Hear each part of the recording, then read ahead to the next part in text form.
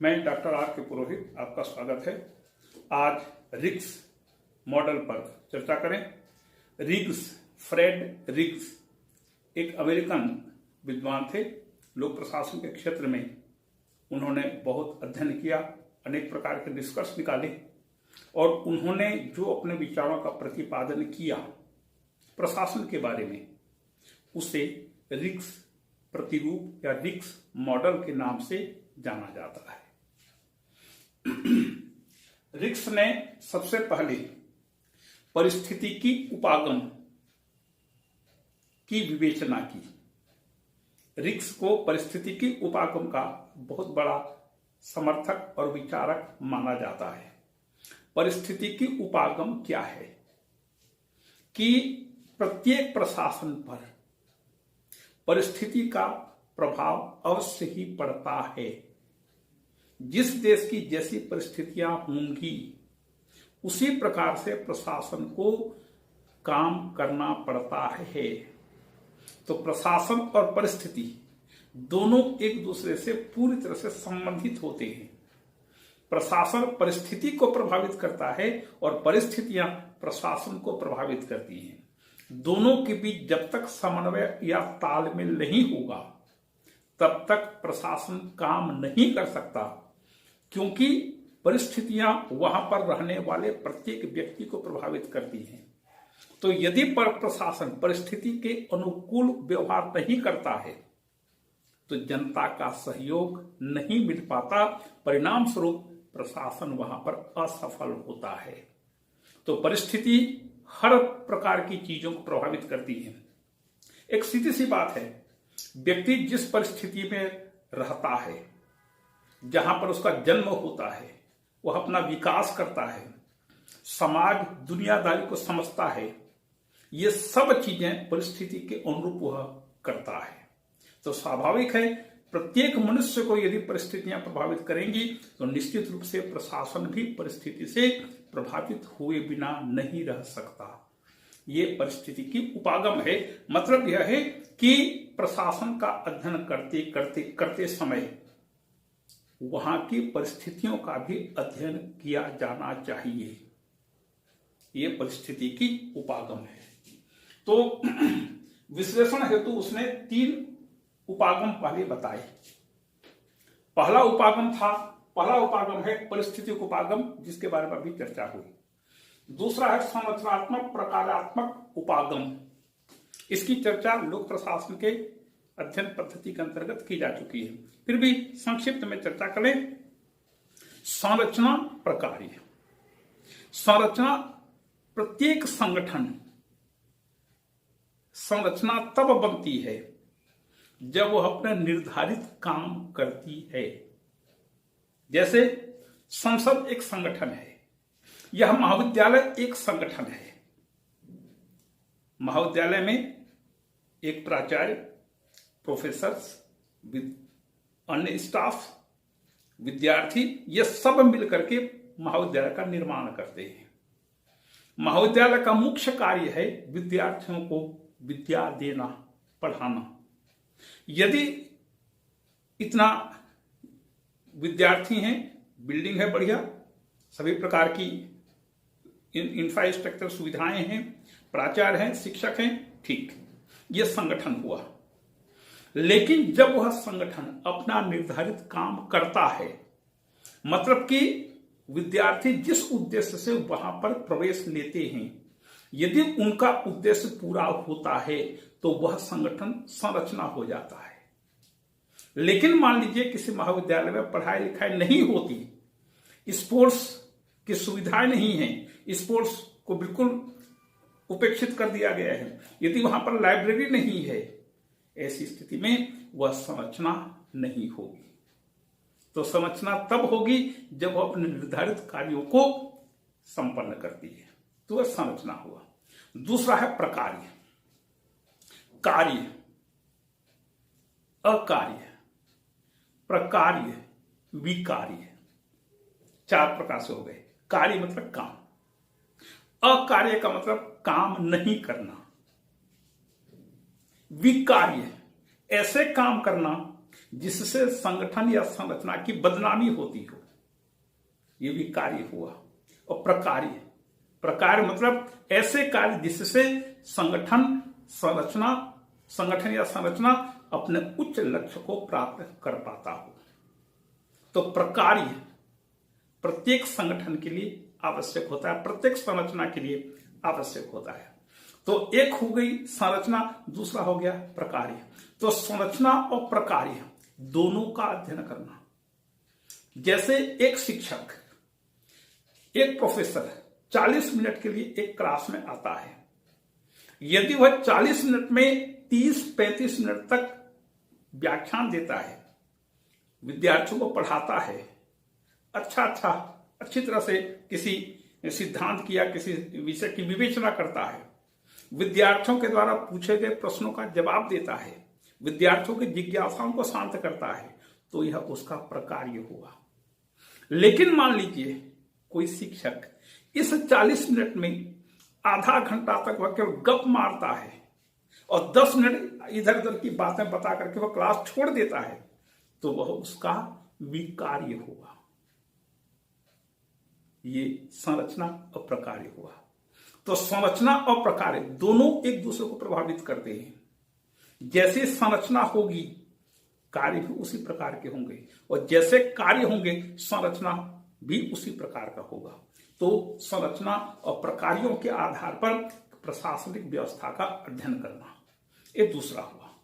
तीसरा है उसका आदर्श प्रतिरूप, जिसे वह कहता है, वह चीन और अमेरिका का उदाहरण देकर के दो प्रकार के समाजों का वर्णन करता है। एक को कहता है कृषक समाज, दूसरे को कहता है औद्योगिक समाज। मतलब चीन और अमेरिकन प्रशासनिक व्यवस्था का उसने अध्ययन किया तुलनात्मक ढंग से, और तुलनात्मक अध्ययन करके उसने कुछ बातें कही। रिक्स कहता है कि कृषक समाज में बिखरा हुआ ढांचा होता है। मतलब कि बिखरा हुआ ढांचा का मतलब वहां पर कोई चीज व्यवस्थित नहीं होती। जैसे उद्योग समाज में, जैसे औद्योगिक समाज में हर चीज व्यवस्थित होती है, कौन व्यक्ति कौन सा काम करेगा, किसके जिम्मे कौन सी चीज है, ये तमाम चीजें व्यवस्थित होती हैं। लेकिन कृषि समाज में ऐसी व्यवस्था नहीं पाई जाती। दूसरा है स्थिर और स्थापित समूह।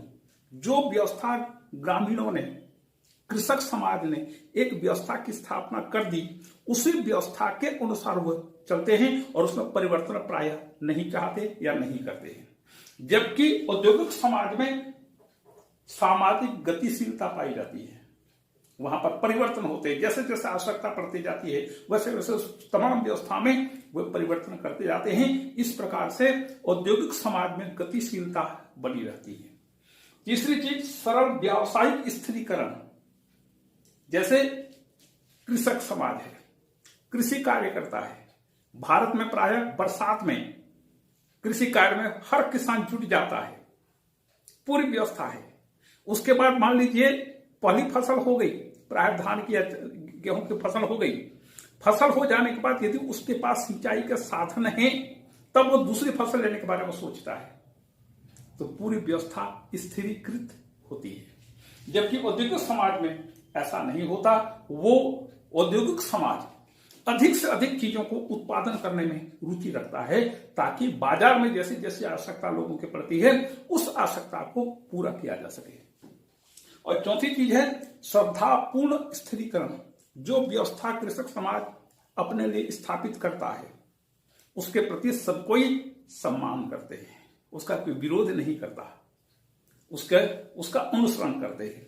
जबकि औद्योगिक समाज में व्यवसाय को ध्यान में रखते हुए पूरी व्यवस्था को नए सिरे से समय समय पर स्थापित किया जाता रहता है। ये जो अमेरिकन औद्योगिक व्यवस्था और चीनी कृषि व्यवस्था है, यह दोनों एक दूसरे के सर्वथा विपरीत है।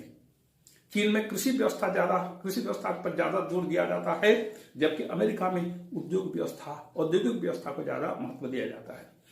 ये हो गया रिक्स का एक सामान्य विश्लेषण का मॉडल। अब उसने सामाजिक व्यवस्था की विवेचना की।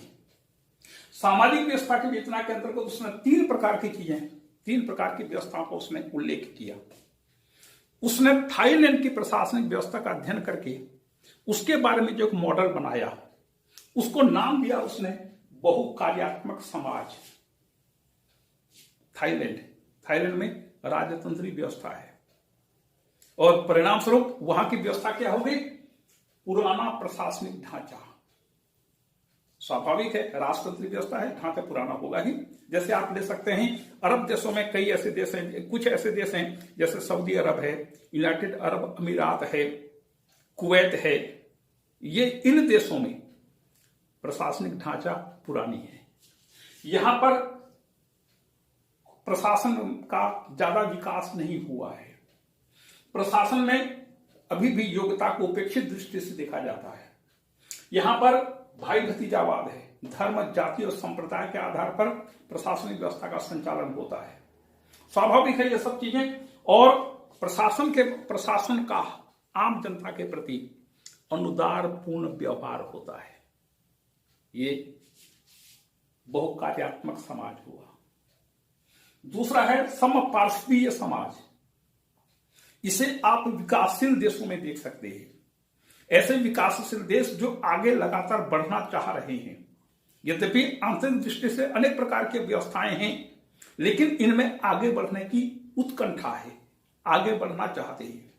तो ऐसे देशों में जैसे भारत है, आप यहां पर देखेंगे विजातीयता, अनेक प्रकार की विभिन्नताएं हमारे देश में, धर्म, जाति, संप्रदाय, अनेक प्रकार की विभिन्नताएं, भाषा, भाषी, रहन सहन, संस्कृति, अनेक प्रकार की विभिन्नताएं। तो यहां पर विजातीय तत्व होते हैं। परिणाम स्वरूप क्या होता है कि पूरी व्यवस्था मिश्रित सी हो जाती है।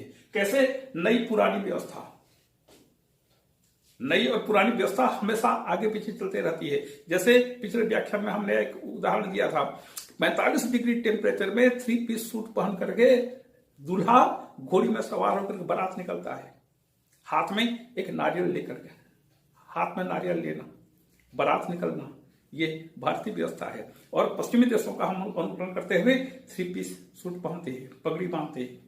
तो नया पुराना, इसी प्रकार से पूर्वी पश्चिमी व्यवस्था के बीच यहां पर भी मिश्रण होता है। पूंजीवादी और समाजवादी व्यवस्था के का सम्मिश्रण देखा जाता है और गांव शहर का भी यहां पर समावेश होता है।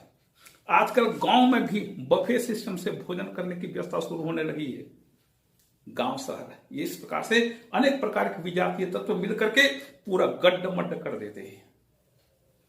सब सोचते हैं, अधिकांश लोग कहते हैं कि किसी प्रकार के धार्मिक या ऐसे सामाजिक उत्सवों में पंगत व्यवस्था श्रेष्ठ है, लेकिन हर व्यक्ति खरभोज को ज्यादा प्रीफर करता है।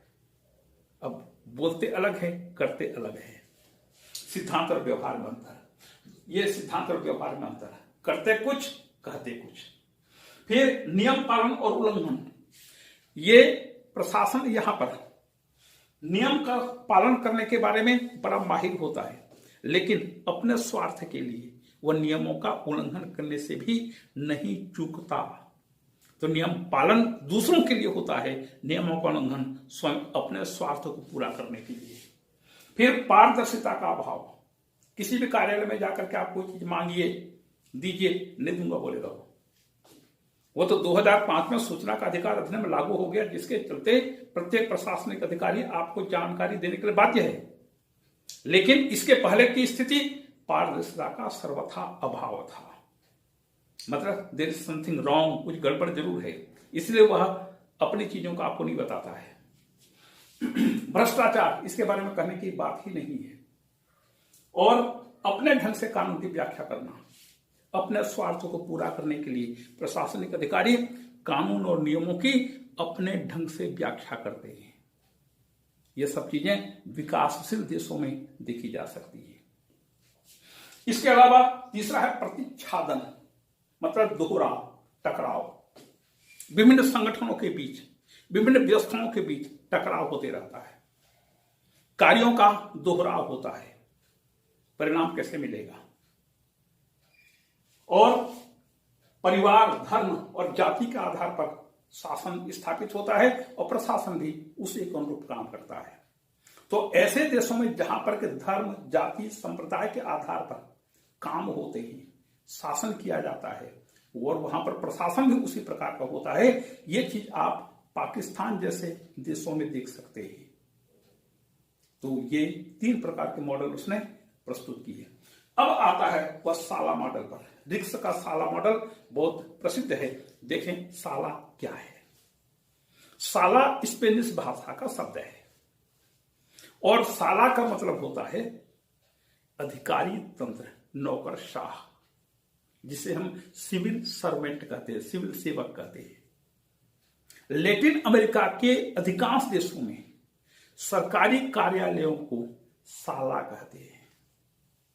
तो ये इसका मूल अर्थ होता है सरकारी कार्यालय, सरकारी दफ्तर या धार्मिक सम्मेलन कक्ष, ऐसा कमरा, ऐसा भवन जहां पर के धार्मिक सम्मेलन होते हैं, उसको स्पेनिश भाषा में साला कहते हैं। अब रिक्स ने अपने पूरे विचारों में, अपने इस मॉडल में साला शब्द का प्रयोग अधिकारी तंत्र या नौकरशाहों के लिए किया है। तो ये नौकरशाही के लिए उसने प्रयुक्त किया है और दक्षिण अमेरिका में साला शब्द का ही प्रयोग नौकरशाहों के लिए किया जाता है। इसकी विशेषताएं, सबसे पहले भ्रष्टाचार। एक बार नई दिल्ली में एक सम्मेलन हो रहा था, उसमें एक जापानी प्रशासनिक अधिकारी को बुलाया गया था। तो जापानी प्रशासनिक अधिकारी ने अपना उद्बोधन करते हुए कहा कि हम जापान में जब प्रशासनिक सेवा को चुनते हैं तो हमारे सामने 2 विकल्प होते हैं।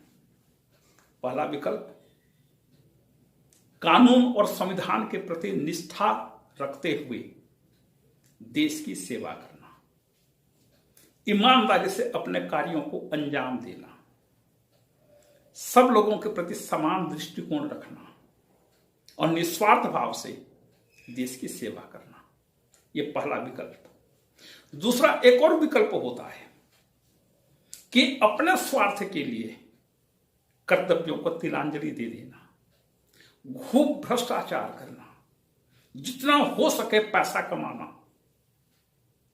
यह दूसरा विकल्प होता है।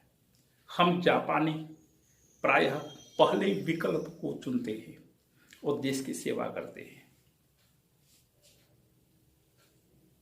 जापानी अधिकारी अपना उद्बोधन देकर बैठ गया। उसके बाद भारतीय अधिकारी संबोधन करने के लिए खड़ा हुआ। भारतीय अधिकारी ने कहा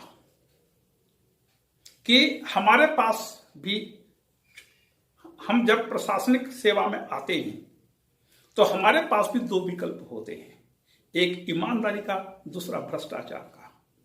चूंकि ईमानदारी को जापानियों ने ले लिया है, इसलिए हमारे पास केवल एक ही विकल्प बचता है, भ्रष्टाचार का। तो भ्रष्टाचार।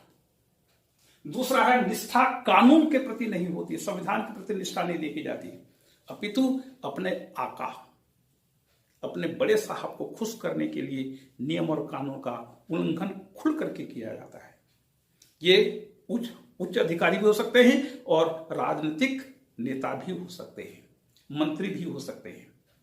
तो इस प्रकार से कानून या व्यवस्था के प्रति निष्ठा नहीं होती, अपने राजनीतिक मुखिया को प्रसन्न करना, खुश करना ही इनका उद्देश्य होता है। तीसरा, परिवार, जाति, धर्म से प्रभावित। प्रशासनिक अधिकारी या प्रशासनिक व्यवस्था धर्म और जाति के आधार पर काम करता है। चौथा, व्यक्तिगत लाभ में रुचि। यह भी भ्रष्टाचार का एक प्रकार है। व्यक्तिगत लाभ होना चाहिए, काम होता है नहीं होता सब ठीक है, लेकिन हमको पैसा मिलना चाहिए। चौथा, राजनीतिक दबाव और हस्तक्षेप। प्रशासन में राजनीतिक दबाव बिल्कुल आम बात है। देखिए, कभी भी किसी के घर छापा पड़ा, लोग चिल्लाना शुरू कर देते हैं, ईडी का दुरुपयोग हो रहा है, सीबीआई का दुरुपयोग हो रहा है, अनेक प्रकार के आरोप प्रत्यारोप लगाए जाते हैं। मतलब यह है कि प्रशासनिक संगठन जो काम करना चाह रहे हैं, जिनके पास कानून के उल्लंघन के स्पष्ट प्रमाण हैं, उनको भी काम करने नहीं दिया जाता। राजनीतिक हल्ला गुल्ला शुरू हो जाता है। और पांचवा है सामान्य बनाम विशेषज्ञ विचार। ये सामान्य बनाम विशेषज्ञ क्या है? एक छोटा सा उदाहरण लीजिए कि जैसे विश्वविद्यालय है, विश्वविद्यालय का मुखिया एक आईएएस अधिकारी को बनना चाहिए या एक शिक्षाविद को बनना चाहिए? यदि एक शिक्षाविद बनता है कुलपति तो वह विशेषज्ञ हुआ, और यदि एक आईएएस अधिकारी कुलपति बनता है तो वह सामान्यज्ञ हुआ। इसी प्रकार से एक दूसरा उदाहरण लीजिए, इलेक्ट्रिक कंपनी है, या जैसे मध्य प्रदेश विद्युत मंडल है जो विद्युत उत्पादन और उसके वितरण का पूरा काम देखता है। इसी प्रकार से छत्तीसगढ़ में छत्तीसगढ़ राज्य विद्युत मंडल है। इस विद्युत मंडल का मुखिया एक आईएएस अधिकारी को होना चाहिए या एक इलेक्ट्रिकल इंजीनियर को होना चाहिए? यदि इलेक्ट्रिकल इंजीनियर बनता है तो वह विशेषज्ञ हुआ, यदि एक प्रशासनिक अधिकारी बनता है तो वह सामान्यज्ञ हुआ।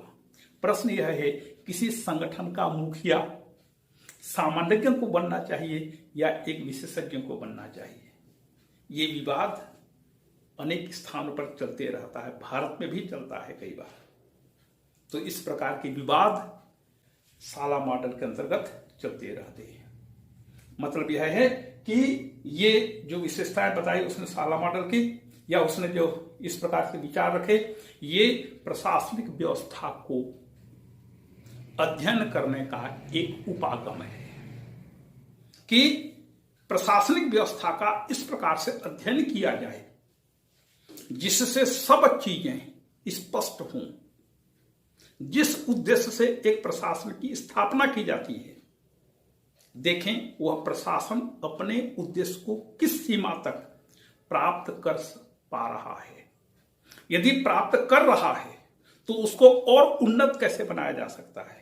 यदि नहीं कर पा रहा है तो कमी क्या है, कौन सा नया प्रयास किया जाए।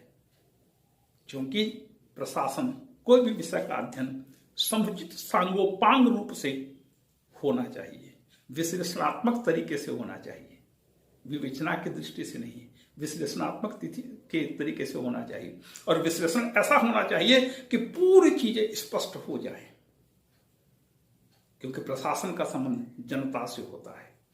जनता का सहयोग मिल रहा है कि नहीं, जनता कोऑपरेट कर रही है कि नहीं, जनता प्रभावित हो रही है कि नहीं, जनता के मन में प्रशासन के प्रति एक सकारात्मक भाव है या नहीं, इन सभी चीजों का अध्ययन करना, ये रिक्स ने भी लोक प्रशासन के अंतर्गत व्यवस्था का उसने अध्ययन किया और उसमें उसे रिक्स मॉडल का नाम दिया।